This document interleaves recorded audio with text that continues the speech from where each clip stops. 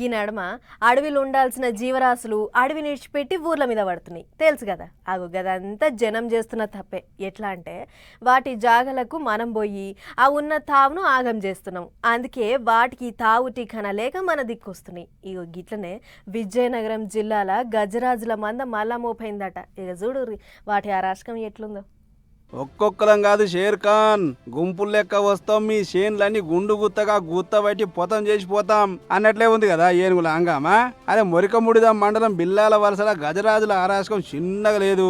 El Niño జయంగా ఎట్లరో దేవుడా అని రైతులంతా ఎల్లక ఏదో పంటలు వేసుకుంటే ఒక పంటలను సుత దక్కనిస్తలవి ఏనుగులు. మామిడి తోటల పడ్డ గజరాజులు దొరికిన చెట్లను దొరికినట్టు తొక్కుకుండా తొండంతో ఎరగొట్టుకుంటే చిన్న కథ పెట్టినా.